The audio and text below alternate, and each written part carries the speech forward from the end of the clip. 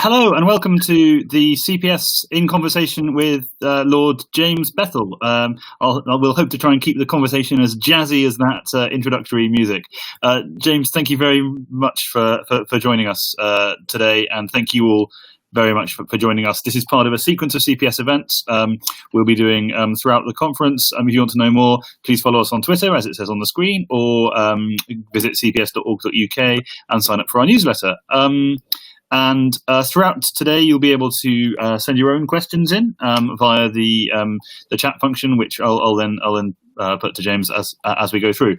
But let me just start with the obvious. You were appointed a minister in the health department. It's very exciting, new government, lots of stuff to get a grip of, and then you find yourself spending the year tackling the worst pandemic in a century. And it's essentially reinventing large portions of how the state works on the fly. So talk us through it. Well, you're right. I mean, it was a pretty astonishing start to any ministerial career. I had been the whip for the health department since September of last year, so I kind of had a pass and knew my way around. But I hadn't been at the dispatch box and hadn't been, in those kinds of punchy meetings. And for the last 8 months, I've been in the room and in those big sessions on where we should be going in terms of the pandemic, and at various times being charged with looking after bits of testing and therapeutics and surveillance and some of the big bits of what we're doing. And my overall impression is that it's been really impressive how people have stepped up to the challenge. And I have personally found it a really inspiring experience. I mean, I have slept incredibly well. And in my dealings with people, I've felt really uplifted at the way in which people have handled the challenge and the pressure and just moved so quickly to deal with things.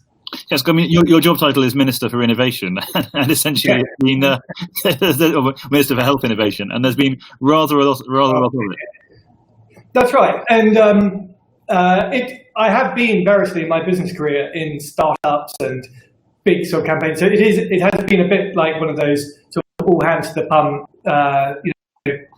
16-hour days, 7 days a week. But the innovation bit of it has been really striking. And I think there are three things about that have been really amazing. One is seeing people take risks, because in government it's very difficult to take risks. In fact, the whole of government is really about trying to mitigate risk by policy analysis and piloting and trying to trial things. But we haven't had to sit for that, and we've had to stick our necks out and really try out things. And it's been amazing seeing people who in their careers have been basically in a very cautious environment, really go for it and to fall back on their professional qualifications and standards and experience and really stick their neck out. And that is one of the main reasons why we've covered so much ground so quickly. And one of the things that I think we should try not to lose is that feeling that it is possible and encouraged that people take risks. The other thing is... Yeah. I mean, that's something Matt Hancock has spoken about, hasn't he, in various speeches? This idea that suddenly all of the barriers to we've never done it like this before, or it will be too hard to do. Like for example, what happened to them, and remote GP diagnosis. So obviously the most.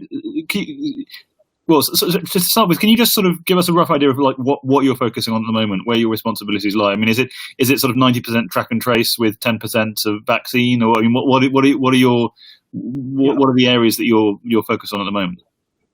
Well, it's moved from being quite tightly held by a small group of people to now having some really substantial government resources, and there have been some individuals who have come in to handle things. Paul Dighton on PPE and Kate Bingham on the vaccine, and Dido Harding on track and trace, test and trace. So that the amount of government management capacity is there, and so my personal experience has moved from being extremely hands-on and sort of dealing with the micro of things to being more like a traditional minister, overseeing objectives, bringing in challenge, and of course doing quite a lot at the dispatch box. I've done 75 dispatch box appearances in the last 6 months, which is a huge amount. And the things that we are trying to get right, I mean, the optimism is around the vaccine, so deploying that and making sure that there's a really good pipeline of vaccines. The Oxford vaccine is the most encouraging, but there are others coming in behind it, which are very good. Secondly, the therapeutic drugs, some of which the President of the United States has just taken, the Regeneron drug, which is very promising. And then thirdly is the mobilization of mass testing. And between them, those three give us real foundations for optimism that in 5-6 months' time, we'll be in a very different place. And in the meantime, we have to look after the NHS, and that means restarting, catching up, getting the clinical trials started, and learning the lessons of COVID and make sure that we're in a good position for next year. So, I mean, would you mind if we sort of just went sort of item by item on that list, because there's just an awful lot there. So, in terms of vaccines, presumably, if I had to pin you down for a date, you'd. Yeah. But what do you think the likely sort of time scale is on that? Listen, dates are really difficult, and vaccine development is littered with missed deadlines. So no one ever puts in dates. But the overall picture is that vaccines for coronaviruses are difficult. Vaccines for respiratory diseases are particularly difficult. But the Oxford crew have hit every single marker in their timeline to date. And it is really encouraging. And they are clearly a first-class outfit supported by a fantastic system. And they've come a hell of a long way very, very quickly. So we are really encouraged by that. And then there are other vaccines from around the world that are either treading the same path or have got a completely different approach. And between them, there's a huge amount of encouraging development going on. Yes, well, I mean, I think I wrote about this in my Sunday Times column recently. I think one thing people don't understand is that, the first vaccine is not going to be a perfect vaccine. It's going to... Well, yeah, so you're touching upon is we don't know what it'll be, but it is possible that the first vaccine won't be a sort of smallpox-style vaccine that just stops you from ever getting any coronavirus ever again. It might be that it either mitigates the symptoms, or it provides a degree of immunity for a period of time, or it may be suitable for some parts of the population, but not for others who might have adverse effects. So you're right. We shouldn't necessarily. And in fact, the CMO and the Oxford team have already managed some expectations around that. But so far, it is so good. I mean, speaking of managing expectations, the mass testing program was sort of announced with great. It was sort of leaked that this was going to cost £100 billion, which is kind of as much as the NHS, pretty much almost as much as the entire NHS budget. And then everyone sort of went a bit quiet on that. What can you tell us about this program? Well, there's a practical point and a political point. The political point is it's a real dilemma about what you do when you can see a really important potential development on the horizon. Do you try to get the whole system excited and revved up and striving for a really big, hairy, audacious goal, as we did over the 100,000 and covered a huge amount of ground in 6 weeks and got the whole system behind it?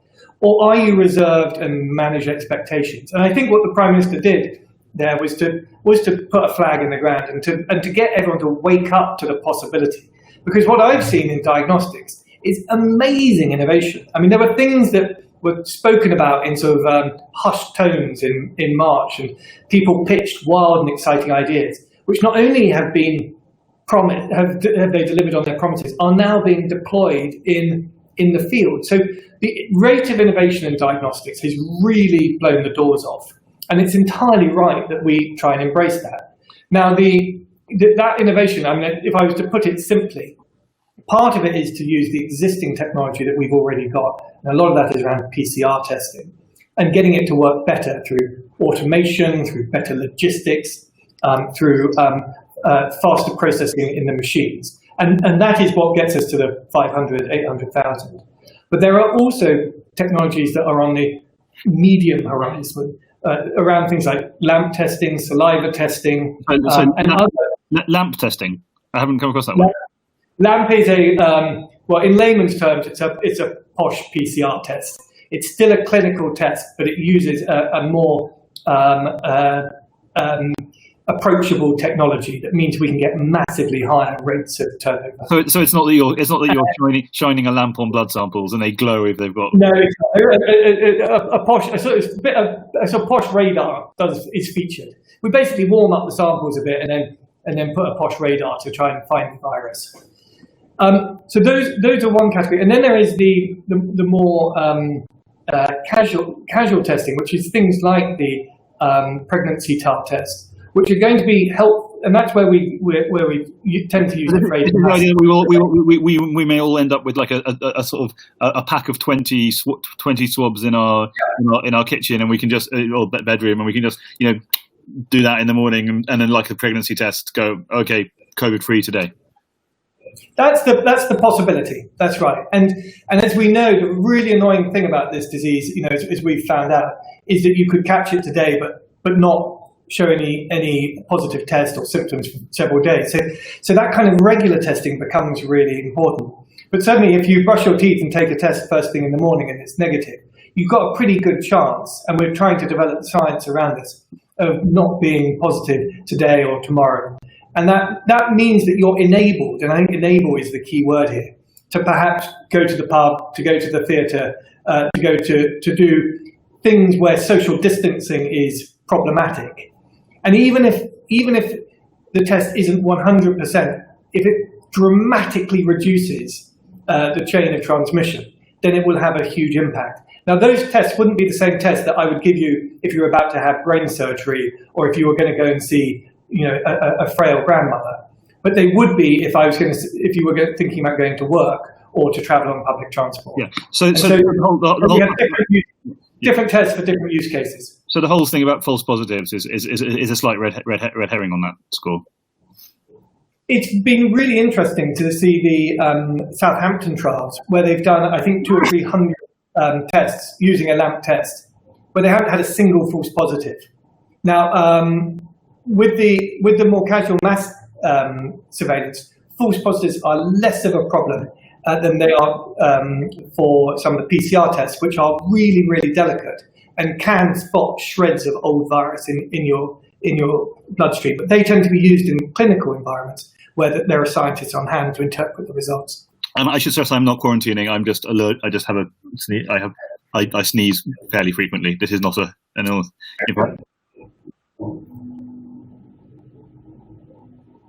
And there we go. And then moving on to the sort of final sort of leg of the trial. So moving and those technologies are still essentially in a sort of pre-alpha phase, as you'd say. They are sort of promising and being investigated, but we are not chucking billions and billions of pounds at them because we don't yet know quite whether they're. What's been staggering. I mean, particularly for a sort of inherent optimist like myself and someone who is sort of pro technology approaches, we have a spreadsheet where we grade the different technologies depending on how long away we think they are. There's stuff that's pretty much there a week, a month away, 2 months, 6 months. And watching the technologies crash through those boundaries and really move up. And, DNA nudge, I remember going to talk to, I remember talking to Chris Tommaso at Imperial in March, and he said he had this thing on his workbench and he was pretty optimistic about it, but he hadn't quite thought about how to manufacture it. And then 3 months later, we're buying thousands of them and they're being deployed in the front line of the NHS. It's an absolutely incredible story of innovation. And at the risk of being, obviously the public health aspect of this is very important, but also presumably there is an economic angle here. That the UK is one of the leading countries in life sciences in the world. We have many. Pharma is an area which we do really well, and presumably there is especially at a time when everyone the economy is not doing terribly well. This stuff not only helps helps people get their confidence back on an even keel, but is something that can be of economic value to the country in the future. Definitely, and you're right. I mean, our national expertise is mainly in the development of molecules and the marketing of them. And our big giants are companies like Glaxo and AstraZeneca. And diagnostics was something that we kind of left to the Americans and the Germans to do. It was the sort of body part that we bought the tests, but we didn't quite know what happened in the white box. But luckily someone came and mended them if they broke. That has changed. We have massively caught up. I have to open the front door. I have some children at the front door. Rob, don't go away. No problem.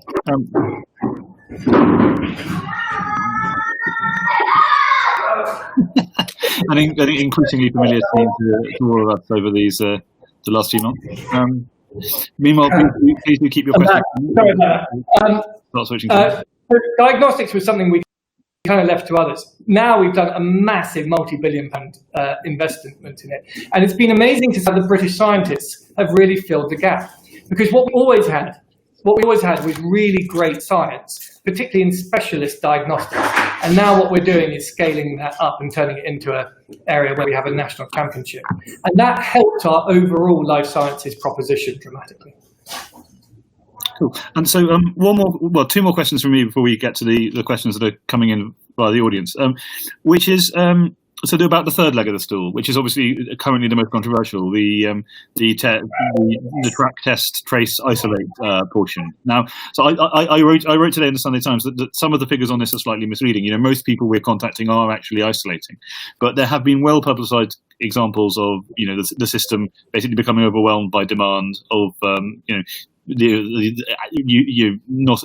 usage of the app, not spreading up. I mean, what's the current situation, and what are the problems that we need to fix? Well, I think that the overall picture, I think, is very promising, and I know that sounds like an extraordinary thing to say, but we have already moved a huge amount in terms of our capacity, doing hundreds of thousands every day. I do worry about people isolating and whether they have bought into the quarantine and isolate protocols.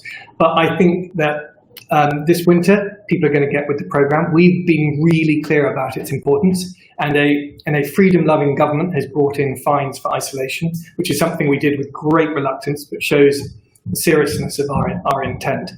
I think that the return to schools did catch us on the hop, and there was a very understandable concern by both schools and parents about getting kids tested. That has settled down dramatically, and we're very determined to keep schools open. But schools and parents, I think, have got the message, and we're now prioritising the tests much more clearly. The areas where we have really focused our testing is on social care, which is a huge priority, and protecting the NHS. That will continue for a while, but as more tests become available, so that they'll be opened up to the general public, and having more asymptomatic testing, which is what we were talking about earlier, to enable return to economic activities. The budget for the test and trace system is £12 billion, which is an extraordinary amount of money by anyone's standards. But it's also significantly larger than the budgets in equivalent countries, and we're doing significantly more testing. So, is there a case that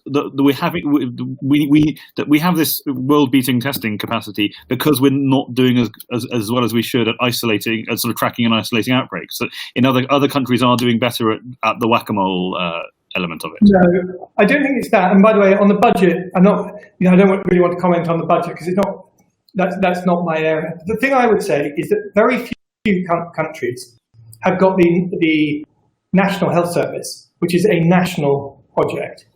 And what we have got is a through-the-line system, which takes you from booking a test, taking the logistics of delivering a test to you or getting you to your test, processing the data, linking it with the tracing operation, supporting you when you're in isolation financially and through your local authority, and plugging that all into the research component of our science community, and also the surveillance component.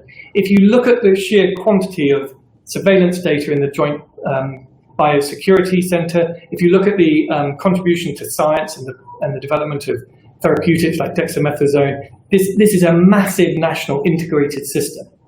I don't think there's another country that has that. If you look at Germany, which is fantastic, it's a highly regionalised local effort. If you look at America, extremely fragmented, nothing like that. There's nothing that is as ambitious on an integrated national level as what we've got. And that's going to have a huge benefit and impact at the end of the day. Cool.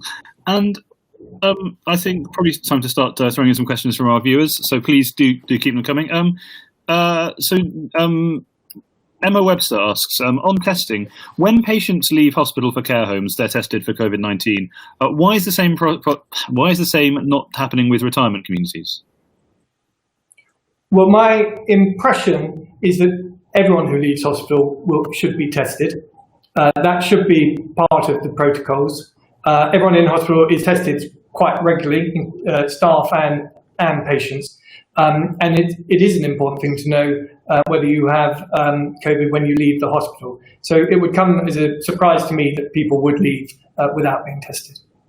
Fair enough. And Nigel Gaddock asks, post-Brexit, does the Minister see the UK as a leading place to adopt new medicines? And how will we remain competitive with an independent regulator? Which I think gets to some of the questions. Well, for those who don't know, that we are currently part of a sort of European-wide regime where if medicines are approved for use in any European country, they're approved for use in any of them, and that is ending after Brexit, which potentially, it's been claimed, will make the UK a less attractive place for pharmaceutical innovation. Well, before COVID blew up, and I asked, what do you want me to do as minister?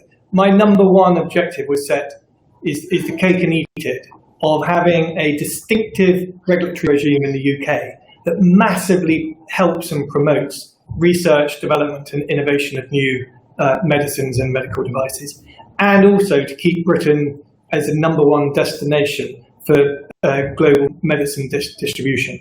The way we're going to achieve that, and I think there are three things that I would emphasise. One is by having a really great clinical trials regime here in the UK, so companies want to profile their medicines here.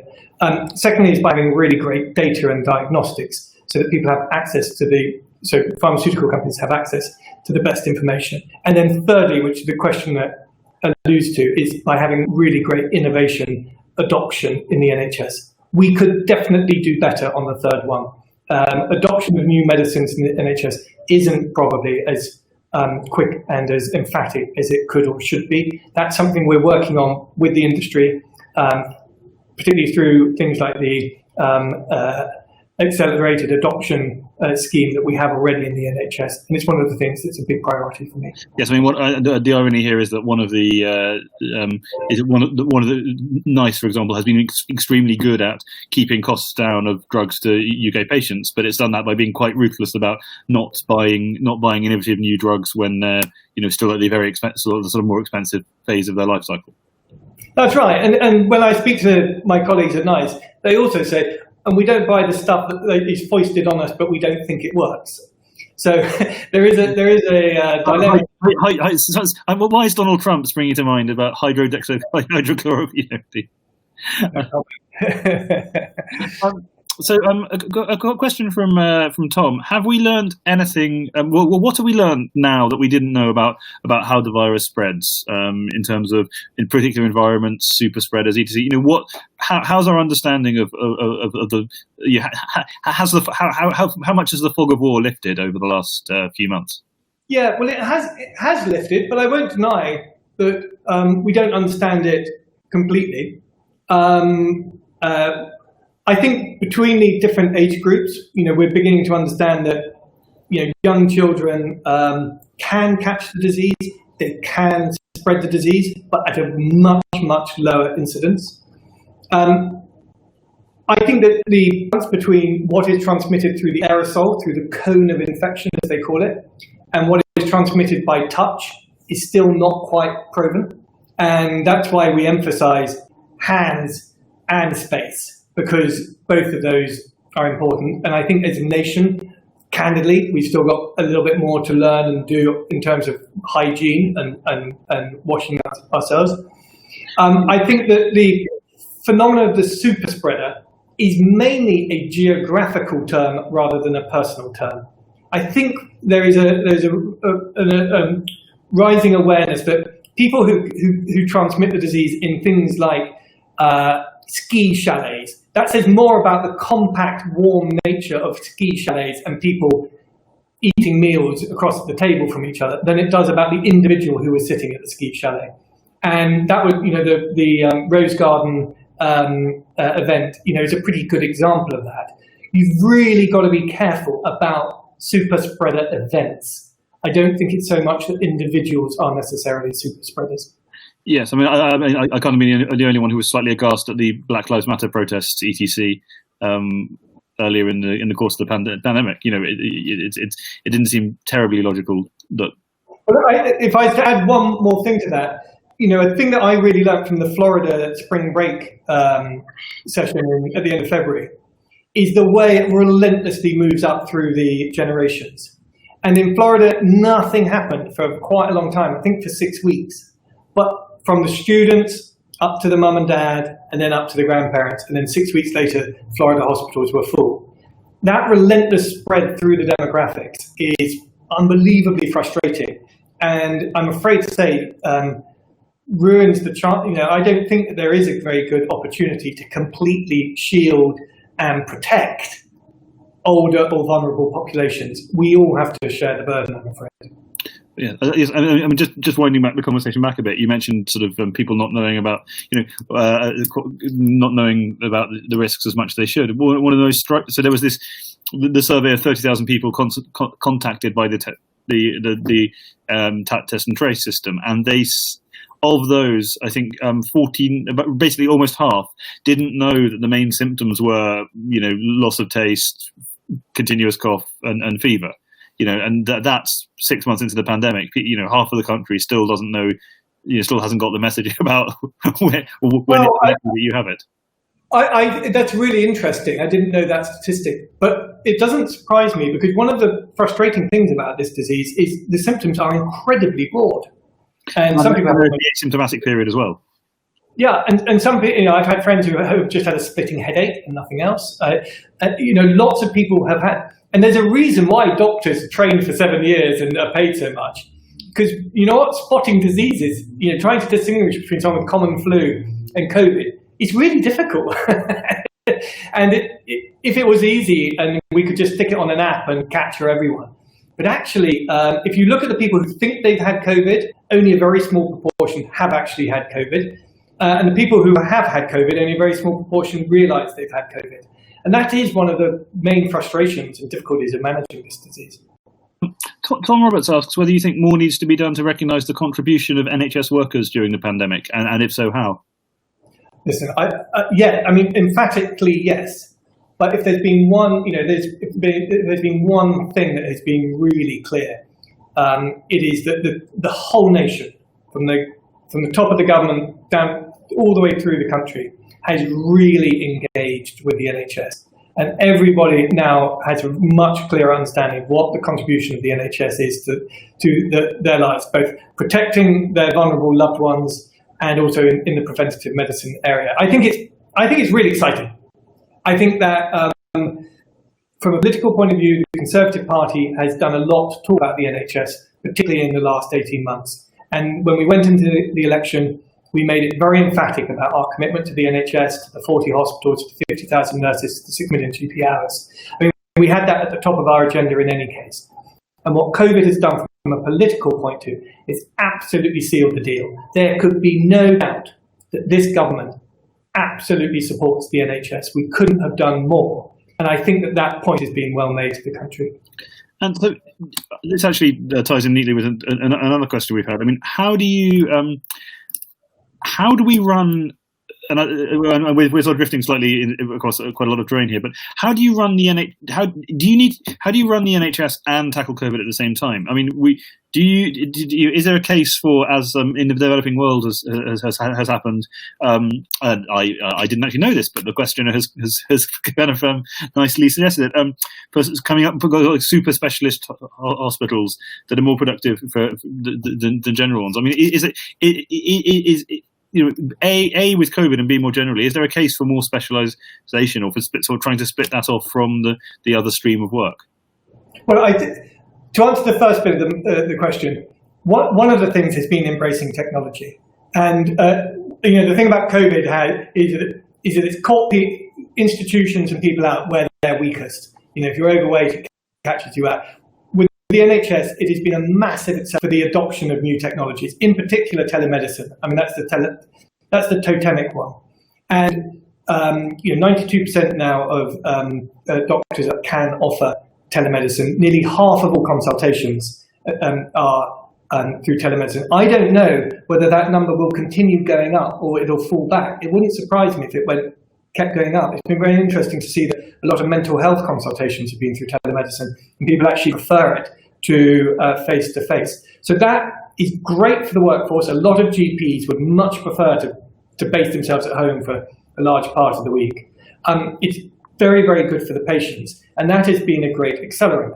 Now, in terms of specialism, yes, I think that's right. I mean, we've had hospitals and GP surgeries highly restricted because we don't want contagious diseases. We don't want people going to places where there are contagious diseases. So things like diagnostic hubs, Mike Richardson wrote a report published last week, are the kinds of things that we're actively looking at. Now, whether we should have hip hospitals, as they do in India, is something that's been on the back burner for a while, and it's probably not one that I'm thinking about right now. But the COVID does give us a big opportunity to rethink some of the ways we're doing things. I mean, I used to help out with a charity called just massive plug here, the Leighton Ramatullah Benevolent Trust, or the Graham Leighton Trust in the UK, which runs eye hospitals in Pakistan, which are basically just production lines. People people go in and it just does cataracts at about a tenth of the cost in the UK. Well, we do have some of that. I mean, there are hospitals like Moorfields who bang it out. But right, in the area of pathology, I think we were caught out. Every hospital had its own pathology lab. They all were very committed to doing it in a small, bitty kind of cottage industry kind of way. And when it came to scaling it, we simply didn't have a platform that could be massively accelerated. I don't think we're going to make that mistake again. Hence the Lighthouse Labs and that kind of thing. Yeah, so we moved to Lighthouse Labs. Within the NHS, there are now pathology networks where there's a regional network of 17 pathology networks. And so there's a huge amount of consolidation going on within the NHS. There are other areas where maybe we could or should be looking at that approach. So you mentioned mental health just then. One of the questions that's come in is exactly that. How do we balance? How do we protect people's mental? If we have a miserable lockdownish kind of winter, how do we balance protecting people from the coronavirus with protecting their mental health? And you actually slightly answered this one. What role do you see technology playing in supporting mental health during that time? Well, I think there is a difference between anxiety and mental health. I think that it has been amazing that in some ways the country has come together and there has been a degree of civic renewal, and communities have in a lot of places, not all places, but in a lot of places, looked after their neighbours and supported. So we haven't seen the kind of mental health tsunami that a lot of people were rightly concerned about. Now, if we have economic challenges on the horizon, of the kind that we saw it in the crash, then that will be something that we have to really think about. But in terms of supporting people with long-standing mental health issues, I do think that there's a lot of opportunities for using the kind of telemedicine and other forms of engagement. Also, trackers that use AI to help understand people's moods and swings have also proved to be really helpful. And likewise on the how do you balance question. I mean, how do you balance the public health and the economy? Because obviously the tighter the restrictions, the more economic risk there is, which in turn may have knock-on impacts on health. Well, I don't think it's a zero-sum game. I don't think you hit the country hard with public health and therefore the economy suffers. What the economic historians tell us about previous epidemics is that the countries that had the most effective measures and really knocked the disease on the head were the ones that bounced back quickest and hardest. But those measures sometimes had to be hard and sustained in the first place. So in 1918, I mean, Bob, you probably know these stories better than I do, those states in America that caught the disease correctly and put in the right measures that knocked it out, bounced back fastest, And the ones that either let the disease run too hot or hit it too early, and then had to revisit, were the ones who had the most long-standing problems. So I think the balance that we've got is right. We are trying to preserve social distancing, keep a lid on the disease until the therapeutics and the vaccines and the mass testing are delivered. But in the meantime, give people the space to return to work. And Martin Washbourne, who is clearly a man who looks on the bright side of life, asks, what if we have a sort of really tough beast from the east style winter? What does that mean in terms of the pandemic? I mean, obviously there is a traditional associate. The tougher the winter, the worse the flu process. How bad could it get? Well, the two bits of good news are that, as far as I can see, there isn't a connection between this coronavirus and like Brazil and India, which are warm countries, have not seen a huge seasonal effect. Seasonal effects have been seen in other diseases. We haven't seen what this one is. This one is curiously incredibly durable. It hasn't broken at all. It hasn't suddenly become less mortal or radically less contagious. It is a peculiar flow in that respect.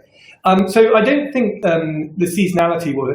Also, on the flu side of things, the early indications from Australia are that the flus that are heading our way are not going to be the toughest. And the flu cycle ebbs and flows. We did have a hard flu cycle previously, and we're optimistic that this one won't hit us so hard. But that is in no way a reason for complacency, and we're hoping to.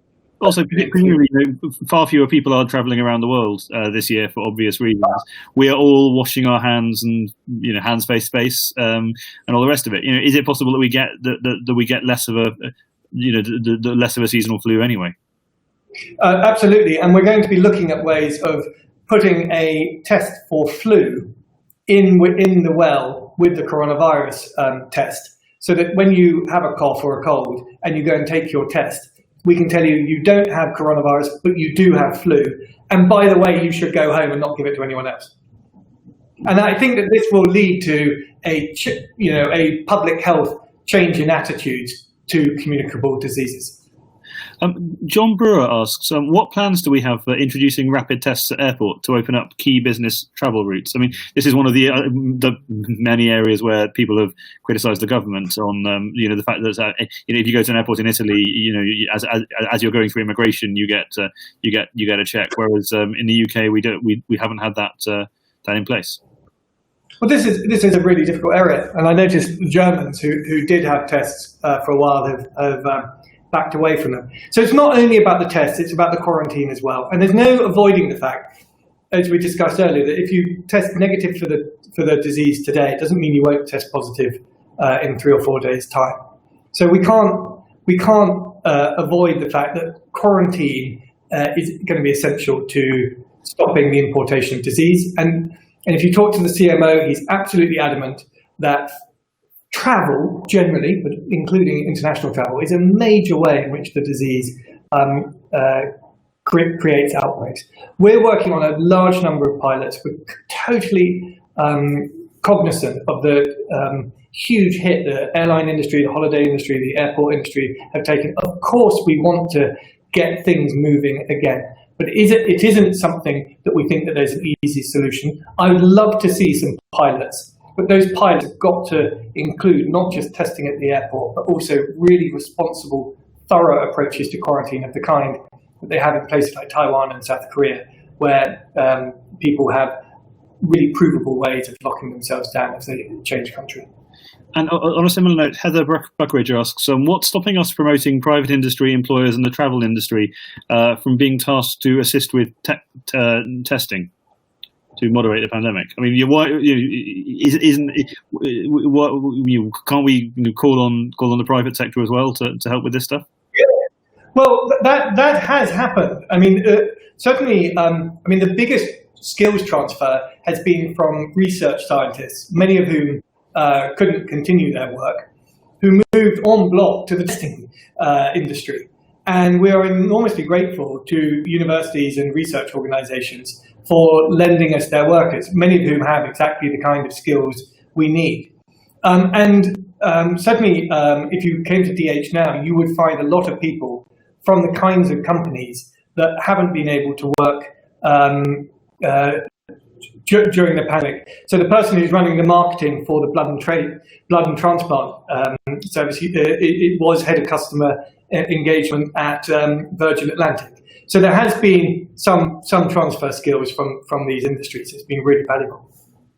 And I mean, on a similar note, I mean, obviously, so I have a personal interest in this.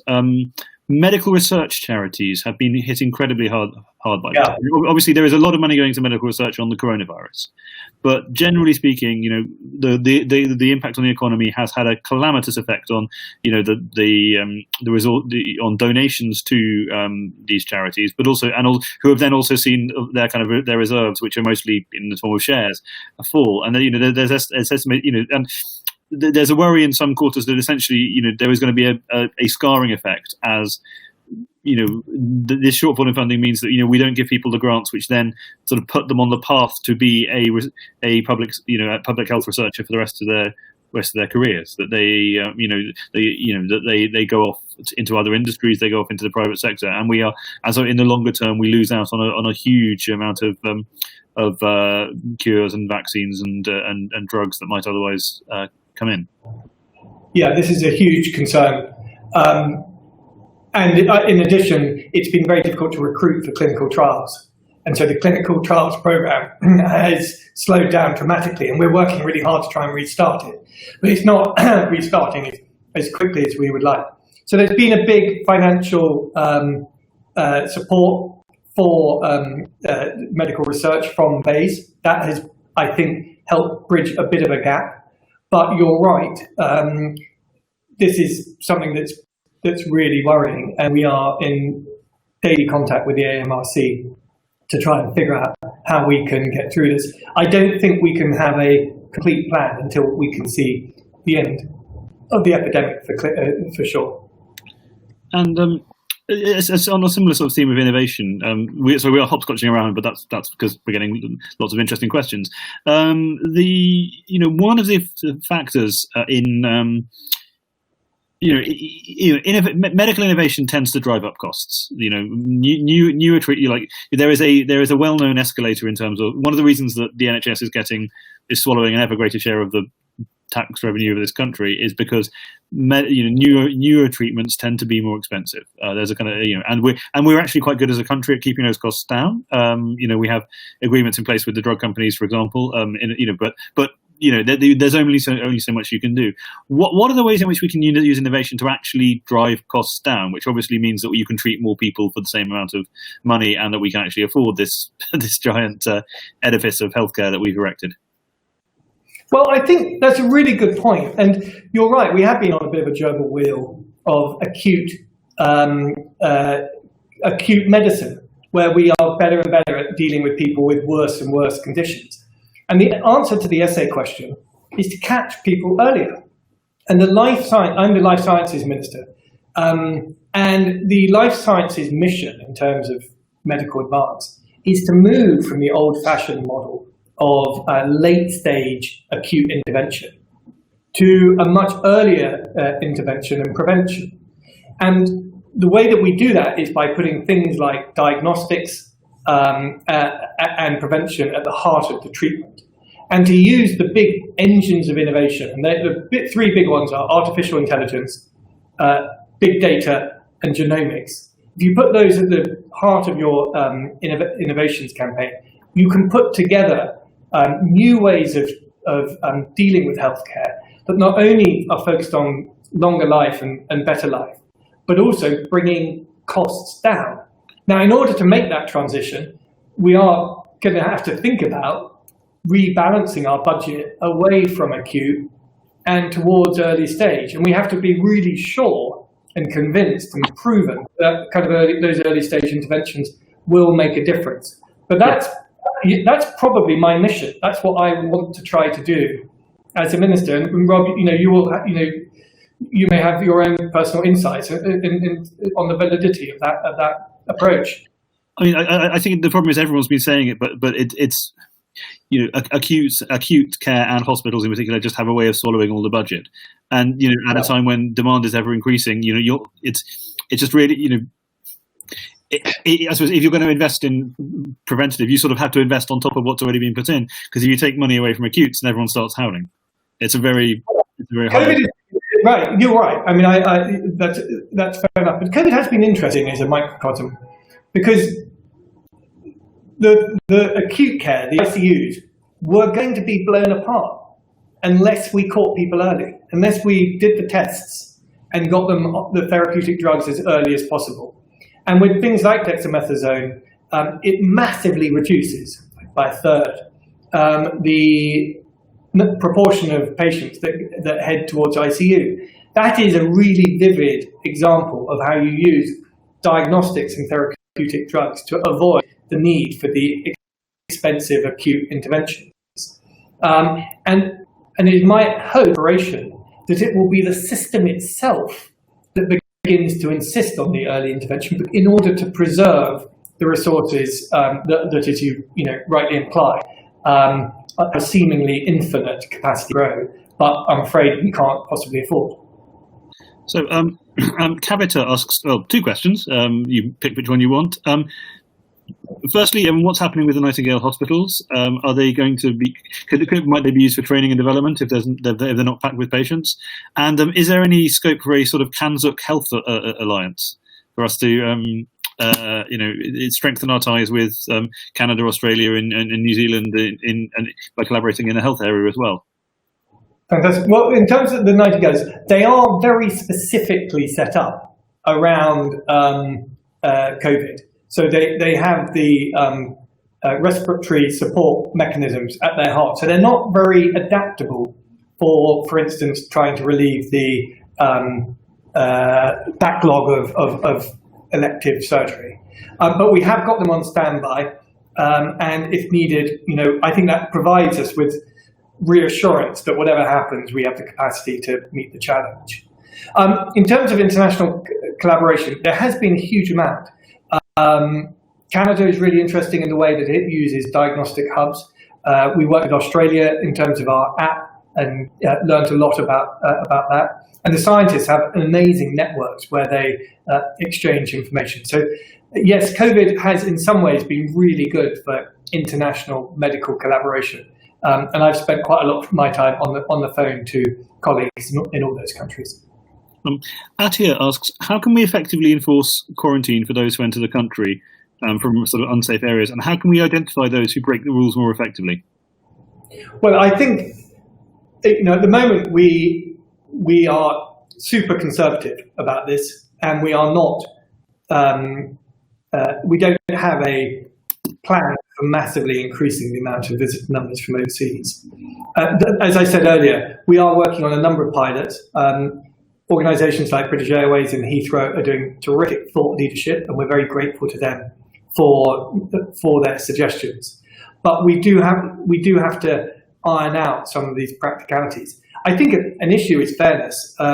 We are concerned not to have a VIP route so that only the rich can travel, and we need to try and put in place systems that are accessible to the broad public.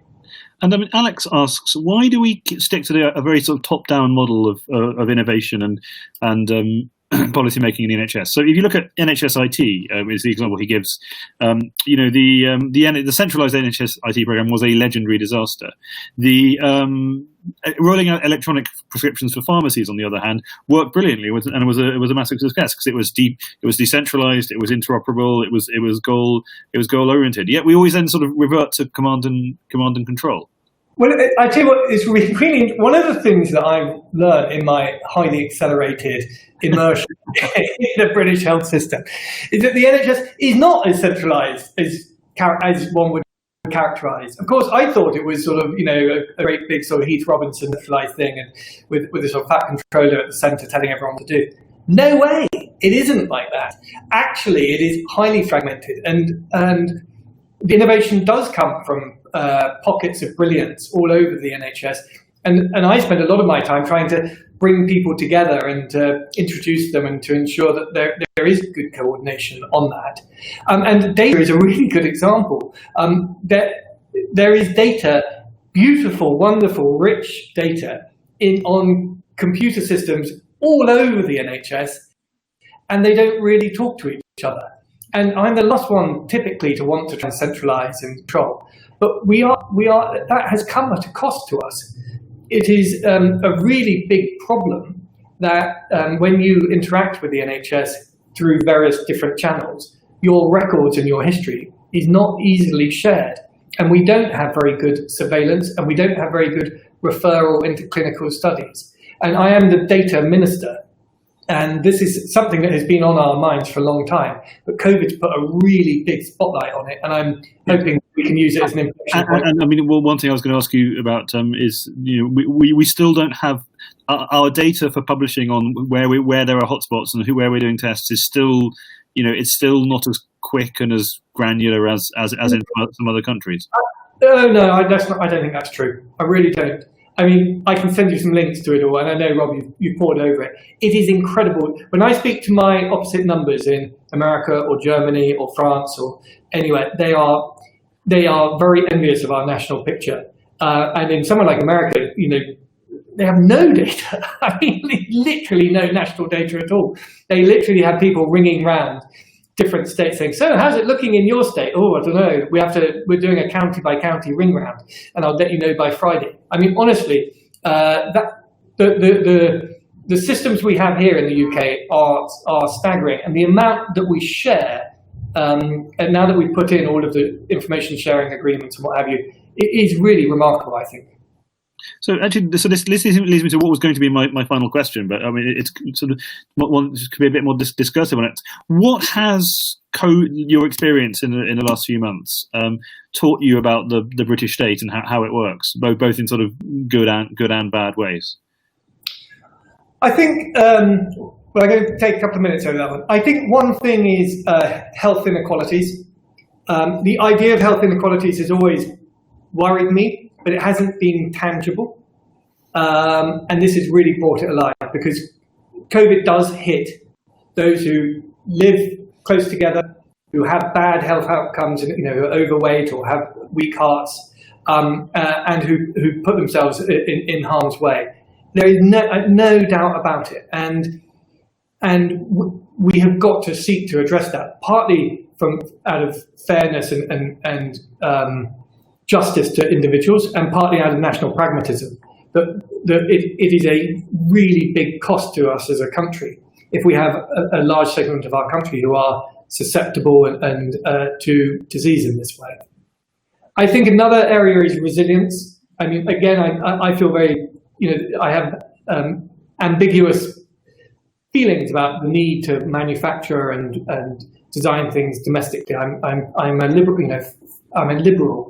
But we have been caught out. We did not have the skills even to make simple plastic aprons for our nurses. And Paul Dighton has shown how quickly you can turn that around, and actually incredibly cost effectively. And it's bonkers that we haven't thought more about that we've given away large parts of our manufacturing, and it has shown that there are opportunities for us to create jobs, resilience, and innovation here in the UK. It's a lot easier to do. I mean, bluntly, it's a lot easier to deal with a company about new products when they are in your own time zone, speak your own language. There's just no two ways about it. Thirdly, I think in terms of local government has been amazing in lots of respects. But as you said in your opening remarks, there have been moments when it's felt like we're redesigning the system of government on the fly. And it has come together largely, but we've had to put in quite a lot of communications and plumbing and decision making and trust building in order to get it all to work. And I think that that's something that is worthy of further thought and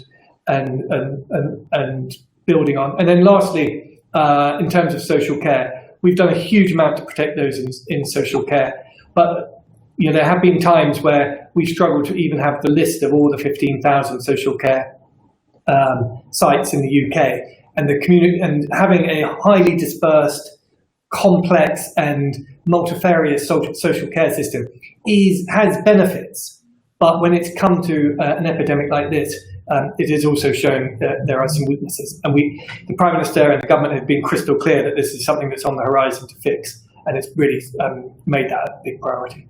Yes, I mean the comparison that was made to me was with the prison system, where it looked like you were going to have, people were saying you're going to have to basically throw out all the inmates because they're all going to as it runs rampant, and then that ended up sort of being a dog that didn't bark.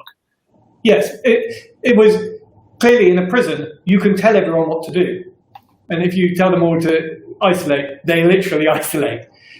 With social care, you might have someone who runs a small social care house for 3 or 4 other people who themselves aren't very IT literate, who don't even have broadband, and they have a very light touch with the local authority and with the CQC. Well, getting them the right amounts of PPE, the guidance to answer their concerns, to ensure that they're maintaining access to loved ones, it's a really big challenge. So we have to finish at 3 on the dot because our feed literally gets cut off by those on high. So 2 more questions. Chris asks, can't we safely reopen the economy by treating the virus as just another form of flu? Isn't it correct to say that prevention shouldn't be a worse problem than the disease? In other words, Bethell, what are you playing at? You've destroyed the economy. No, I completely sympathise with the sentiment behind that question, and it's one that we ask ourselves the whole time, and I never tire of being challenged on that basic point, because the impact on the economy and on our children's education and on our loved ones is really harsh. But I can't help avoiding the arithmetic. If we did let it run hot, it would cost hundreds of thousands of lives. There's no way around it. And it is I don't wish to sound harsh on a Sunday afternoon, but it is a horrible, horrible death to die by COVID. And even those who don't die, many of them are maimed, and we're learning more and more about the effects of long COVID on those who have had it in intensive care, and also on many young people who didn't even realize they had COVID, but are now having neurological problems or cardiac problems. I think this disease is different. It is a horrible killer, and it maims a lot of people, and the costs just aren't worth bearing. Final question, possibly with a one-word answer. How would you rank the UK's response in relation to the rest of the world? I've been saving that one for last. I think that there have been some outstanding pieces of delivery that have not been fully appreciated. And I think it'll be like the Olympics, that when it's all over and we look back and reflect, we will actually be extremely proud of our response. Well, James Bethell, thank you very much. And thank you all, Lord Bethell, I should say. Thank you very much for joining us. It's been a fascinating and incredibly wide-ranging hour. We have an extremely good programme of events at the CPS and coming up at this Conservative Party conference, and indeed more generally. So please, as it says in the corner, right down there or there, follow us on Twitter at CPS Think Tank. On our website, cps.org.uk, you can find the link to sign up to our newsletter, which will tell you all about the stuff we do, or you can sign up to the CapEx news site, which we run, which is equally brilliant and deserving of your subscription. But I hope you'll all virtually join me in thanking James Bethell so much for giving up his Sunday afternoon, and now he can get back to those children we heard earlier in the meetings. Thank you very much. Thank you, Rob.